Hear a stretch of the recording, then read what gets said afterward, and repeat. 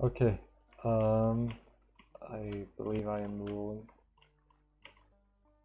This is the first video that I record in like maybe 4, 5 months.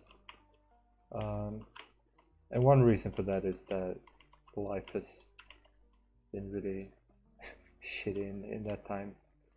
But the other more relevant reason is that the stage that I'm gonna go over in this video is a stage that I'm not enthusiastic about. It's a stage that I dislike. Um, so that's what I'm gonna get into in this video, I guess. But first I have to get there. I'll go this way the first time. Something I want to say about this room, and it's also true for the next room, really. It's like this is very basic stuff. I think I made this very early on in the project. Like the first thing I did when I started the game was to make a couple stages.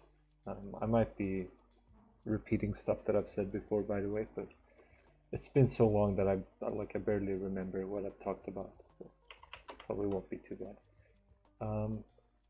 Yeah, first I made like a couple stages, and then I realized I wanted to connect them through a hub. And then I made this, and that was still definitely like very early on to the project. So at that time, I would say my game making wasn't that refined because I was a bit rusty. And another reason this is kind of basic and like not really, it's not the greatest. But that's also because I didn't have such high ambitions here. And one of the ideas that I had, or sort of how I envisioned the game to be, was that the hub was going to be like pretty massive. So I felt like, as long as whatever I put in is easy enough and like not too offensive, then I can sort of put in whatever, because the point isn't that like each individual save needs to be really fun. The point is more so to just make a world that feels big, that feels interesting to explore, because there's something new happening on every save. So at least you can say that about this, is that sort of this is not something you really see elsewhere in the game, something quite like this. But yeah, these, like, if you look at these apple cycles, they're kind of whack. Looks like they probably get messed up after a while. It's not really like a consistent cycle. But that's kind of, I don't know. It's kind of shitty. Also, a criticism that I've heard, or like I've heard this from exactly one person who was critical of this room in general, but of this save in particular. So actually, I need to reload to show this. But his point was that this cycle here doesn't add anything. It's like you do this, something like this. And the case he made was that why is this a cycle? It just makes it more annoying. Like these might as well just have been like spikes, like single spikes that you jump over, because it's really the same movement. So my response to that would be that, like, first off, I think anyone can see that those maneuvers aren't really equivalent, because this one has like a timing aspect to it.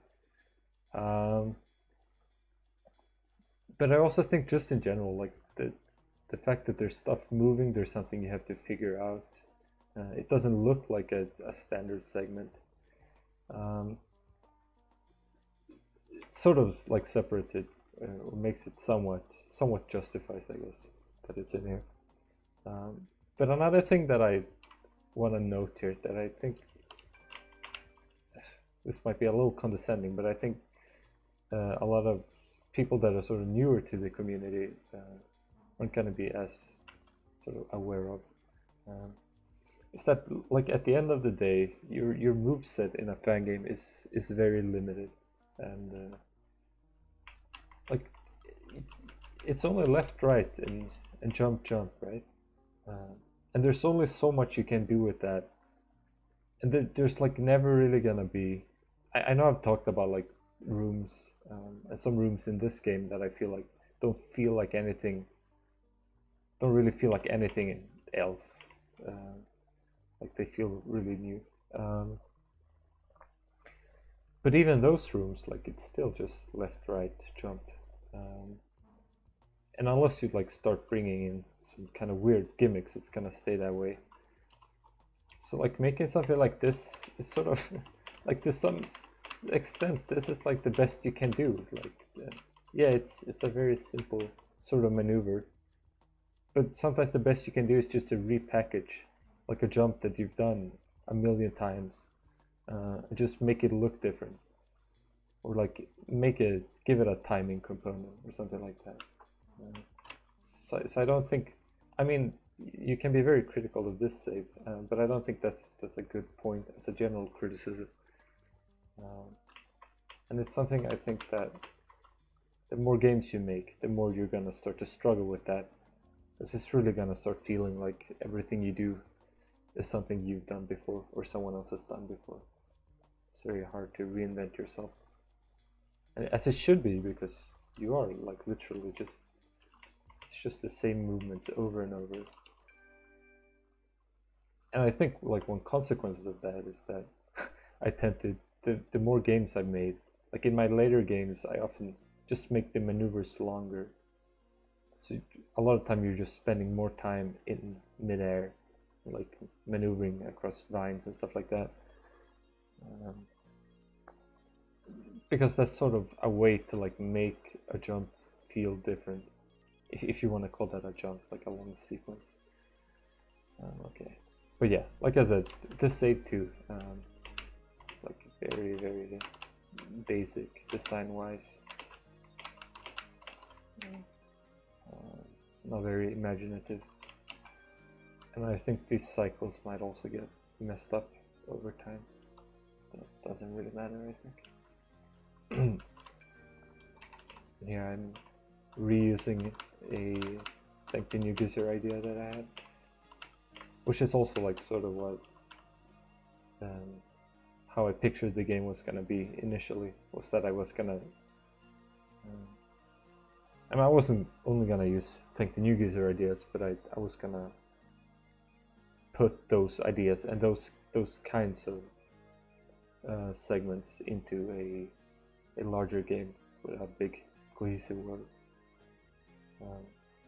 So this is like very typical for stuff that I made early on. And then of course you have this monstrosity, which I do think is funny. I'm not regretful about this save at all, but it's very disorienting. Instead of like disorientating. And this used to be much harder too when in the earlier versions. I think the arrows were closer to the apples maybe, and there might have been more of them, like more arrows. I think that makes it harder. I don't remember exactly how it was, or maybe the apple circle was wider. I guess that's not very interesting, but this segment was like absurdly hard until you've sort of done it, because then your muscle memory can start taking over. But when you're like trying to consciously think of like, oh wait, am I upside down now? Which way do I go when I press jump? That's when this becomes just like impossible. Okay. I don't know why. Oh. Has this effect always been like this? So like the particles here are from the letter up here. I didn't think the particles appeared unless you had already grabbed the item. Okay. Anyways. I really like this little floating segment here. I like how this is like one of the very few times that I feel like I sort of did something with music. Not just like, oh, I added a song that I like that sort of fits some environment on top of a needle segment, but I feel like the music conveys something here, and it adds to the atmosphere. Yeah, this little transition, I like this. And then you are at the crossroads. I should grab this. I think this is this drop is like surprisingly hard, but I think it's kind of fun. It's, of course, like a lot of difficulty comes from the room transition, but yeah, anyways. So here we are, the area that I don't like. This area is like a blight on the game for me. If I have like sort of the image that I have of this whole game, but I guess in particular like floor 31, that image is tainted by this area, and I mean that in like not a joking way, but this is for me is like the one true misstep that I took and that I regret, but that I don't know, I feel like I can't really walk it back now, because this is still like sort of, it's part of what the game is now. Yeah, I think this area is definitely not good. For this room, I had a pretty cool idea initially, which was inspired by a game called I wanna make it breaking out. I think it's like one of the it's like a very old fan game, one of the early fan games that I was exposed to. Watched it on Cosmic Stream, I think, or I know rather.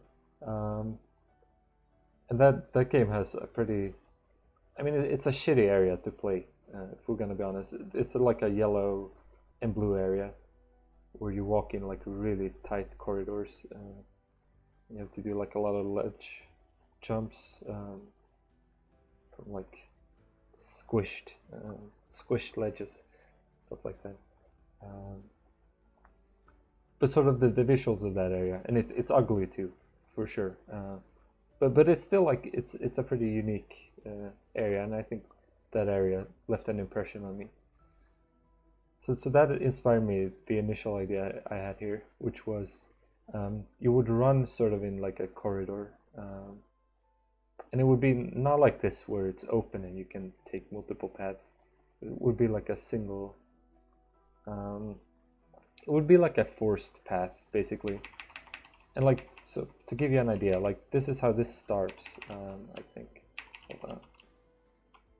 Yeah, okay, so it's sort of like an intended way to go here, which then falls apart a little bit later. Like over here, you can't really just rush anymore. Maybe you can, but the idea was to have an entire room. So it would be sort of like that kind of trigger needle where there's constantly triggers going off, and you're being chased by the triggers, and you have to be on the move. It would be like that, but without triggers. So you would only have bouncing apples, and the only way to survive would be to like be constantly on the move. But that turned out to be really difficult to make. I think I gave up on it pretty quickly. And then I don't really know what this is. It's like some middle thing, and I think the triggers you have to hit, like to beat the screen, you have to hit all the triggers. I think that's sort of a crutch that I used to like actually force you to go some places, because I think there were a lot of unintentional ways of dealing with obstacles here. Sort of change the idea behind the screen, so it would be more like sort of improvisable needle, I suppose, or like reactive needle, I guess. Was like if this screen was good, that's probably what it would have been. It would have been like, oh, you're like there are apples coming from everywhere, and you have to like think really quickly about which path you want to take and stuff like that. But instead, for whatever reason, or I guess I just got lazy with it, but there are like a lot of safe spots, which sort of prohibits that. And there are a lot of places like this where it's like it's very easy to read because there's one apple going in this long corridor. It just didn't work out like that, and like this trigger is awful because on most cycles I would say you can't even like get it and get out because of how these two apples sort of cooperate. So those are some problems with the screen. I think in general, like it's not fun to learn this. It's not fun to execute. I guess I'll give it some points for being, if not memorable, then at least like a little original, I suppose. But yeah, definitely not a screen that I'm fond of. And then you get here, and this save used to be down here. It might have even been down here in the first version we released. And the purpose of that, of course, was that when you fail in this next room, which is the Minesweeper room, you would start back here, and that would discourage you from brute forcing through the Minesweeper room. I sort of wanted to force you to... This is not even a mine, okay. I want to force you to actually solve it, I guess. But then we walked that back because it was like too terrible to do.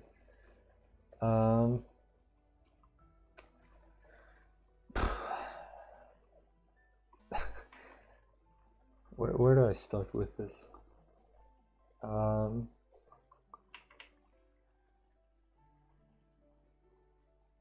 There are other screens, I guess, that people didn't like, that I will defend, that I think brings something overall. And there has been at least some people who did appreciate this screen somehow. But personally, I don't like this screen at all, and I don't think it's like very difficult to see what's wrong with it. So it's like the one glaring error with this screen is that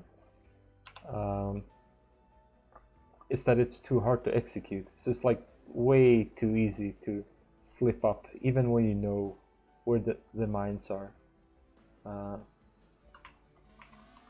And that is like, oh, that's not solid, okay. So like even when you know the path you have to take, you're still gonna mess it up a bunch. And it's not like it's, you know, there are any precise jumps in here. There are like definitely no precise jumps. But the because it's covered by blocks, that's why you're gonna take missteps. And like you see, even the speedrunners fuck up the screen every once in a while. So that really like shows that there's something wrong, and that's just like wrong by sort of the basic concept of this type of screen just doesn't work. I don't think there's any outline, or what's the word I'm looking for? Well, there's no like way you could have placed the mines and blocks to not have that problem. Unless, I mean, maybe you could have had like a super loosened up board with very few mines, but then that would also take away the whole point of the screen. So this is like a fundamentally flawed idea, this screen. And I guess, um, well, so one thing that made it a little bit worse, I think, is that there were some squares or some tiles that were mismarked. Although I don't think that was a big problem, but there were some that did not have the right number or right symbol. And another problem is that so I spent a lot of time on the screen making sure that it was fair. Like I wanted it to be genuinely solvable without having to like brute force anything or anything like that. But actually, like in order to solve it, you need to go into this little alcove in here, which is like off the path, and you need to like touch some mines over here. So, like you touch this, I think this 5 is what you need. So that tells you where all the mines are on this side when you get here, like later on. I don't remember exactly how it works, but that's like a really awful.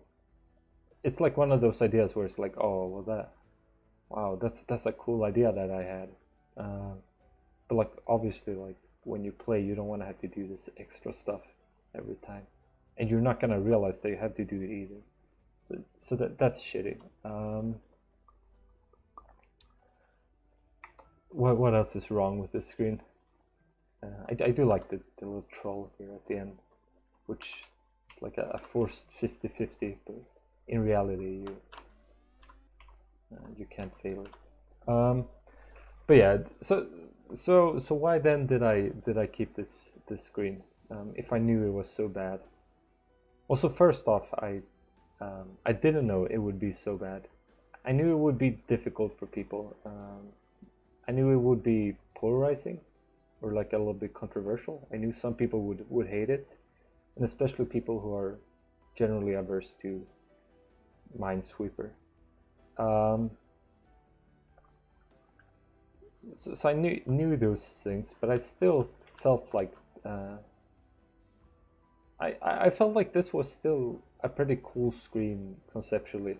I don't think Minesweeper has been done this way in another game.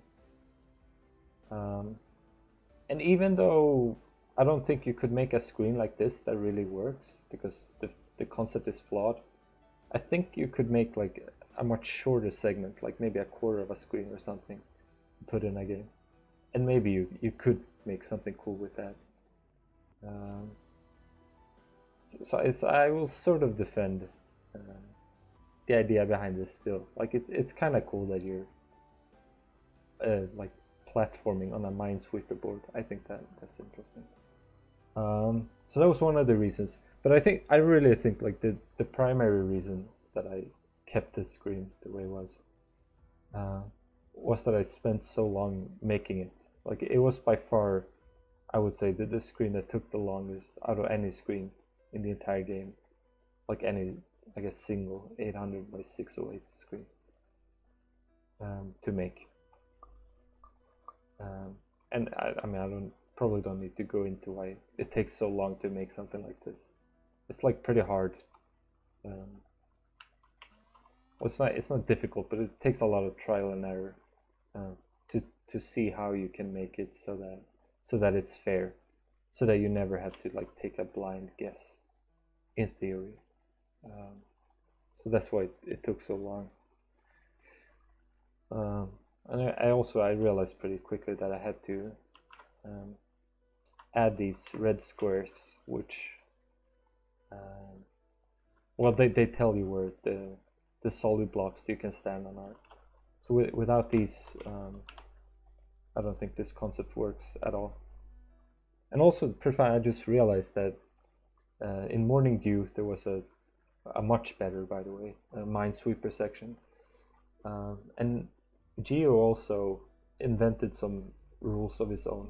So he put a twist on Minesweeper, and that too was probably like a required sort of solution to make the concept even work in the first place. Yeah, I guess when you put Minesweeper in fan games, you have to tweak the rules a little bit. Yeah, I guess, but yeah, I guess there was too much like pride involved in this, and I was too attached to it just because I spent so much time. Like truly, like I think this screen took like 5 or 6 hours to make, and I did make it in one session, and it was also like annoying for several reasons. Like I started covering stuff up, and then like some of the numbers were wrong, and all the objects looked the same. Like even in Game Maker, even there all the objects looked the same. So I couldn't tell like what was a mine and what was a a fake block.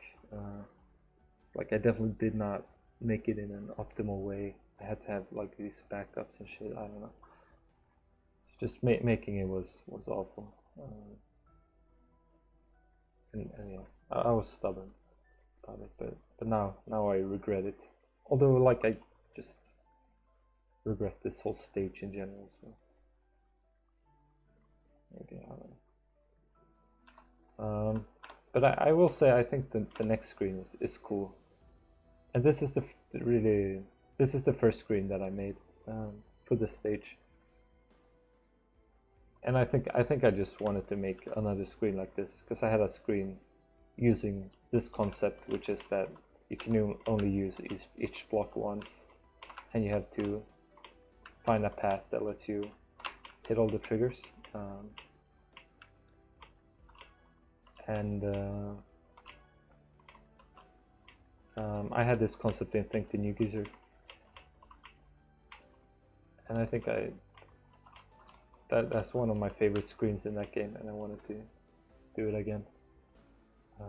So that was just like something that I made like as a one-off screen, and then later on I decided like, oh well, I guess this should be one of the stages for the game. And I was always struggling to find ideas that I could build an entire stage around. But the idea here would be just, oh, I'll make like a puzzle stage. I mean, at least the Minesweeper room sort of fits that bill. The other room, not so much.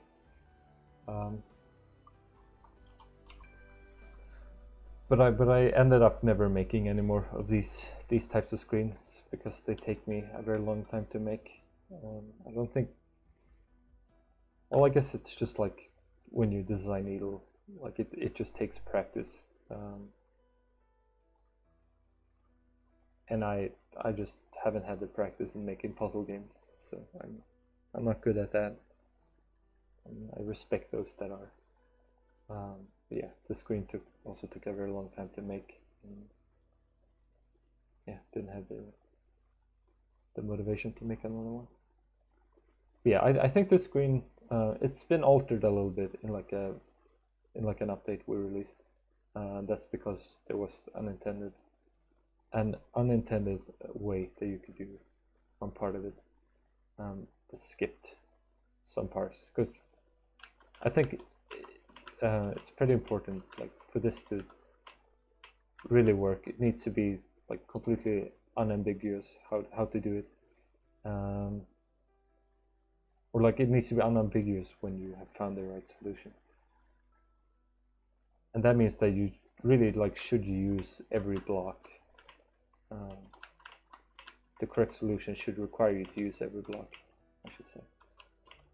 And that wasn't true before, so we changed it a little bit. And this new version is like actually a much harder version of the original puzzle, which I like found out like loud and clear when I replayed this game during the summer. So me and V played this game in co-op, and I think we probably spent like a solid, I don't know, 15-20 minutes trying to figure out the puzzle. It's a little embarrassing, but I'd forgotten this solution. So that's a. Could it really have taken that long? But it took a long time. And that's like a testament to how. I think how well designed this puzzle is, because it has so few components to it. just like this sort of two variables. Like all you know is that, oh, I can only use each block once, and I need to hit all the triggers. And I really like puzzles like that. Those are like in pretty stark contrast to like, or maybe they're not, but the types of puzzles that I don't like are ones where sort of the variables you have to play with are unclear.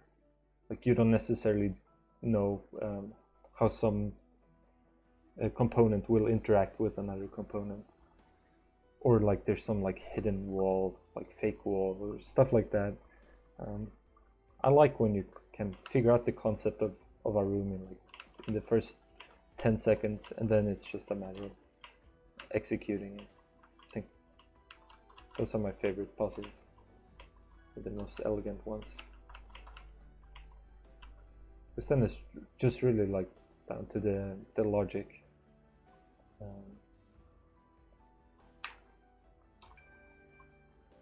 Of the room layout. Okay, but yeah, that should do it for this disappointment of a stage. Also, as like a final note, like this song too, like this Metallica cover. It's like a nice piano ballad thing, but it's so like over dramatic. Like it's so over the top, melodramatic. So I'm pretty worn out from that. Anyways, I'm glad I did that at least. So now I got that recording that I didn't want to do out of the way, and the next stage will be the good house. So that's something that I like a lot more. Yeah. Okay. Thanks.